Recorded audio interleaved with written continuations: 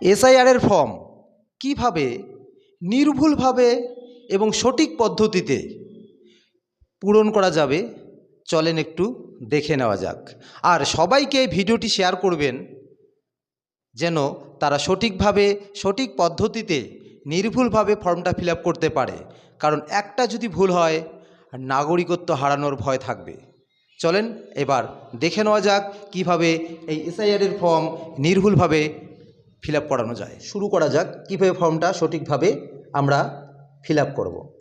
দেখুন ফর্মটা একবার দেখুন, বাঁদিকে এখানে যে ঘরটা আছে এখানে সমস্ত ডিটেলস আছে নির্বাচকের, তারপর একটা ঘর আছে, তারপরে বারকোড, তারপর একটা ছবি আছে, ঠিক তার ছবির পরে একটা ফাঁকা জায়গা আছে, এখানেই শুধু একটা রঙিন পাসপোর্ট সাইজের ছবি এখানে অ্যাড করবেন আটা দিয়ে, পিন ব্যবহার করবেন না। আমি যে ছবিটা লাগিয়েছি সেই রকম ছবি করবেন ঠিকই, কিন্তু ব্যাকগ্রাউন্ডটা যেন সাদা হয়। এটা কিন্তু সাদা নয়, এটা দিলে নির্বাচন কমিশনের অসুবিধা হইতে পারে, তাই ব্যাকগ্রাউন্ডে সাদা দিবেন, ফুল সুন্দরভাবে যেন ছবিটা থাকে। এবার দেখুন এই যে ডান পাশে বাঁ পাশে দেখবেন জন্ম তারিখ লেখা আছে, এইটুক জায়গা যে ফিল আপ করবেন ঠিক 2025 সালের যে কারেন্ট আপনার ভোটার লিস্টে নাম আছে সেই অনুযায়ী করবেন, তাহলে খুব ভালো হয়। এখানে আছে জন্ম তারিখ, এখানে জন্ম তারিখ দিবেন, এখানে আধার নম্বর ঐচ্ছিক আছে তথাপি আধার নম্বরটা দিবেন। আপনারা সবসময় মনে রাখবেন যতটুক পারেন সম্পূর্ণটা ফিল আপ করার চেষ্টা করবেন।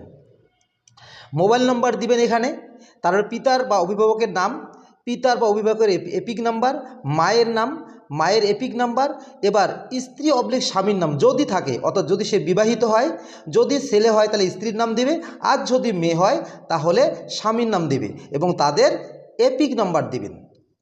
এবার আসুন দ্বিতীয় পার্টে, এখানে দুইটা পার্ট আছে, দ্বিতীয় পার্টে আবার দুইটা ভাগ আছে। একটা হচ্ছে বাঁ পাশে, এখানে শুধু যারা 2002 সালে ভোটার লিস্টে নাম আছে তাদেরই শুধু ফিল আপ করতে হবে। আর ঠিক ডান পাশটায় এখানেই হচ্ছে মেন, এটাই ভালো করে পূরণ করতে হবে। আর এটা যদি ভালোভাবে পূরণ না করা হয় এটাতেই আপনার নোটিশ আসতে পারে, তাই ভালো করে দেখবেন। এখানে যাদের 2002 সালের ভোটার লিস্টে নাম নেই তারা ফিল আপ করবেন। পরিবারের যার নাম আছে, বাবার নাম যে 2002 সালে থাকে তাই বাবার নাম, নাহলে মায়ের নাম, যদি না থাকে দাদু দাদি নানা নানি, তাদের এখানে নাম দিয়ে ফিল আপ করবেন। প্রথমে কী দেওয়া আছে নাম, এখানে নাম দিবেন, তার এপিক নম্বর দিবেন এবং আত্মীয়ের নাম দেখবেন 2002 সালেই সেই যার নাম লিখলেন তার বাবার নাম লিখতে পারেন, ওখানে যদি বাবা থাকে বাবার নাম দিবেন, যদি স্বামী থেকে স্বামীর নাম দিবেন 2002 সালের লিস্টে। তারপর আছে সম্পর্ক। এবার এইজন এনার কি হয়, যদি ইনি ছেলে ইনি পিতা হয় তাহলে কি হবে, পিতার সম্পর্ক হচ্ছে পিতা, তারপরে জেলা, রাজ্য, বিধানসভা ক্ষেত্রের নাম। যেমন আমি দিনহাটা থেকে বলছি, তাহলে আমার বিধানসভা দিনহাটা। 2002 সালের লিস্টে দেখবেন ওখানেই সমস্ত উপরে ডান দিকে কোণা দিয়ে লেখা আছে, ওখানে দেখতে পারেন বিধানসভা ক্ষেত্রের নাম, সেই নামটা দিবেন।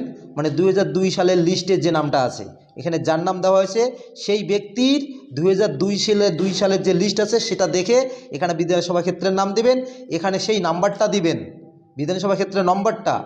ওই দেখবেন অংশ নম্বর আছে, ঠিক ডান দিকের উপরে অংশ নম্বর আছে, সেই অংশ নম্বরটা দিবেন। এখন যে অংশ নম্বর, তখন কিন্তু সেই অংশ নম্বর ছিল না, সেই সময় ওই ব্যক্তি 2002 সালে যে অংশ নম্বরে ছিল সেই অংশ নম্বরটা এখানে দিবেন, আর সেই ক্রমিক সংখ্যাটা এখানে দিয়ে এই ঠিক দেখবেন নিচে একটু এখানে একটা সই করার জায়গা আছে, এখানে একটা সই করবেন। যারা সই করতে পারেন না বাম হাতের বৃদ্ধা আঙ্গুলের টিপ দিবেন এবং বিএলও সাহেব ওখানে লিখবে LTI, যার মানে টিপটা তার নাম লিখবে। আর এখানে দেখবেন বিএলও স্বাক্ষর, এই বিএলও স্বাক্ষরটা দিয়ে এক কপি ওরা জমা নিবে বিএলও সাহেব, আর এক কপি সই করে আপনাদের দিবে, সেটা সযত্নে রেখে দিবেন। তাহলে বুঝতে পারলেন এভাবে সঠিক পদ্ধতিতে আমরা ফর্মটা ফিল আপ করবো। সবার যাতে উপকারে লাগে ভিডিওটা একটু শেয়ার করবেন।